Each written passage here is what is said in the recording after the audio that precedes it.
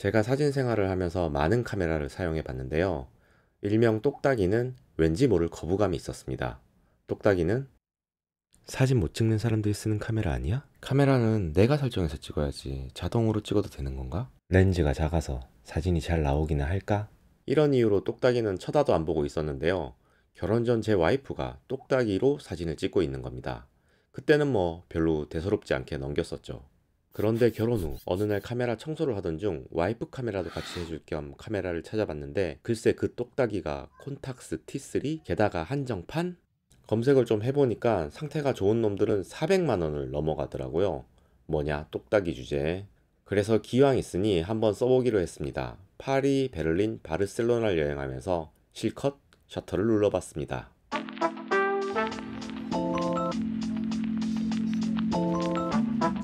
파리는 걸어서 여행하기 정말 좋은 도시입니다. 파리의 구시가지는 서울의 6분의 1 정도의 크기를 가지고 있는데요. 그러다 보니 아기자기한 골목골목마다 유럽의 정서가 고스란히 묻어 있어서 걸으며 사진 찍기에는 더할 나위 없이 좋은 곳입니다.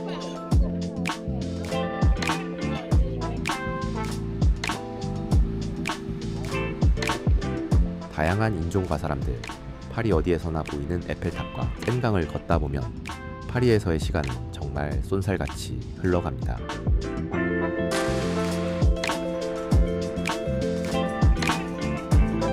콘탁스 T3의 가장 큰 장점은 작은 크기와 가벼운 무게입니다. 콘탁스 T3는 2001년 4월 발매되었는데요. 콘탁스라는 이름의 마지막 필름 카메라입니다. 35mm 짜이스의 소나 렌즈가 장착되었고 가로 10.5cm, 세로 6.3cm, 무게 240g의 티타늄 바디로 만들어진 하이엔드 컴팩트 카메라입니다. 손으로 잡으면 차가운 메탈의 느낌이 묵직하게 느껴지는 반면 티타늄이다 보니 촉감과는 이질적으로 가볍습니다. 다만 너무 작다 보니 손이 큰 남자들의 경우는 살짝 불편할 수도 있겠다는 생각이 들지만 다행히 저는 손이 작은 편이라 그립감은 매우 만족스러웠습니다. 자켓 주머니에 넣고 다녀도 전혀 부담스럽지 않았는데요. 물론 이렇게 넣고 다니면 유럽에서는 소매치기는 조심해야 합니다. 낯선 사람이 옆에 오면 경계하시고요. 손목 스트랩 정도는 사용하시는 걸 추천드립니다.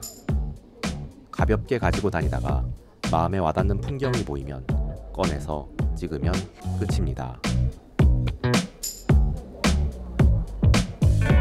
복잡하게 조리개를 계산할 필요도 없고 인상북이며 초점링을 돌릴 필요도 없습니다. 정말 자동 카메라가 이렇게 편한 거였구나 라는 감탄을 연신했습니다.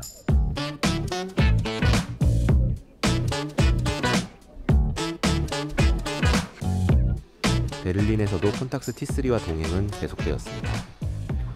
파리가 클래식한 도시였다면 베를린은 정말 힙한 도시입니다. 사람들 모두 개성이 넘치고 무언가 자신감에 가득 찬 도시처럼 느껴졌습니다.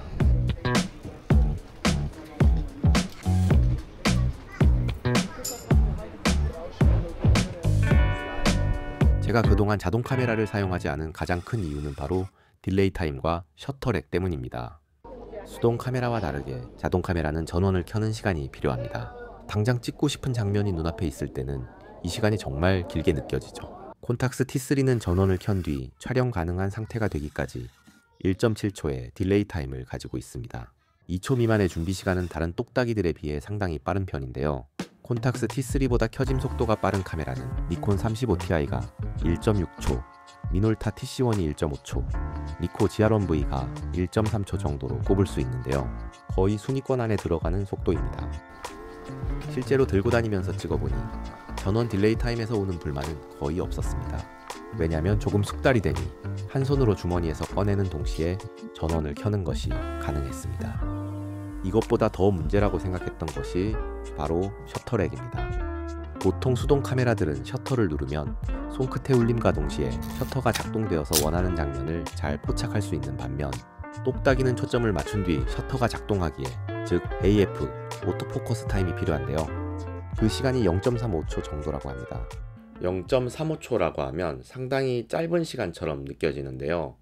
이걸 제가 사진인답게 셔터 스피드로 환산하면 2.86분의 1초, 즉 2분의 1초와 4분의 1초 그 중간쯤 되네요.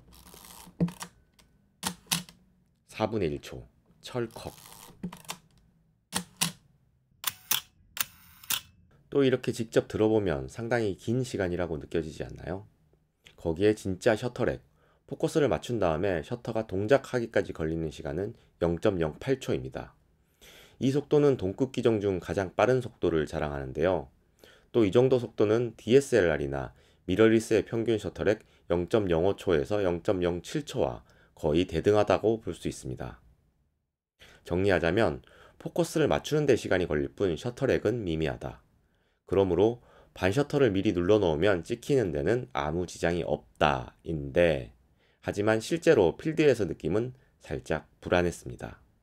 이게 실제로 늦게 찍혀서 그런 게 아니라 수동 카메라는 찍을 때 미러 소리나 셔터 소리가 짧고 크게 찰칵 들려서 잘 찍혔구나 라고 감이 오는데, T3를 비롯한 자동 카메라들은 셔터 소리가 거의 안 들리고 또 찍히자마자 필름 넘어가는 소리, 지잉 소리와 맞물리기 때문에 셔터렉이 길게 느껴지더라고요. 하지만 자신의 손끝을 믿으셔야 합니다. 베를린에서 찍은 사진들인데요. 결과물을 보면 거의 대부분 원하는 타이밍에 피사체가 들어가 있습니다. 더 큰 문제는 셔터렉보다 포커스의 정확도였습니다. 몇몇의 사진에서 포커스가 맞지 않거나 제가 의도한 바와는 전혀 다른 곳에 포커스가 맞아 있었는데요. 미러리스나 DSLR 카메라에 비해 오토포커스의 정확도는 많이 부족해 보였습니다. 수동 카메라와 자동 카메라의 가장 큰 차이점 중 하나는 심도 조절, 즉 조리개 값을 내 맘대로 설정할 수 있느냐 없느냐의 차이가 큰데, T3처럼 하이엔드 컴팩트 카메라의 몇몇 기종에서는 조리개 값을 수동으로 조절할 수 있습니다. 콘탁스 T3는 조리개 값을 2008에서 16까지 수동으로 조절이 가능하고, 거기에 맞는 셔터 값으로 사진이 찍히는 조리개 우선 모드로 사진을 찍을 수가 있었는데요. 물론 심도의 표현은 SLR 카메라처럼 되지는 않지만 그래도 원하는 조리개 수치로 심도 조절을 할 수 있다는 게 큰 장점이었습니다.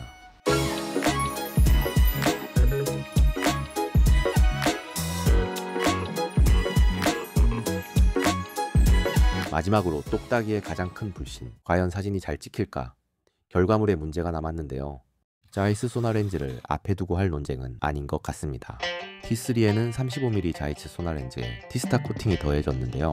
티스타는 자이스의 독자적인 다층 반사 방지 코팅 기술을 뜻합니다. 이 코팅은 플레어 및 고스트 억제, 콘트라스트를 향상시키는 역할로 콘탁스 T3의 매력을 한층 업그레이드 시켰습니다.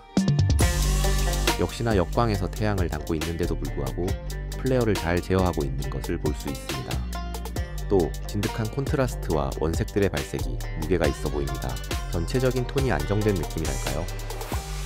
다만 주변부로 갈수록 비네팅 현상이 보입니다. 또 조금만 확대하면 해상력의 차이와 그에 따른 입자감, 그레인을 발견할 수 있는데요.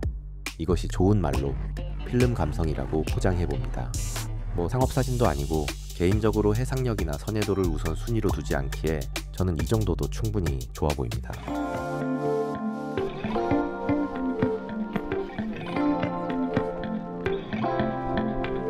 언제나 가볍게 같이 할 수 있지만 가볍지 않은 컬러의 깊이와 필름 그레인의 질감, 이런 조합이 콘탁스 T3의 매력을 충분히 어필하는 것 같습니다. 난 이런 감성을 가진 카메라야라고 말이죠.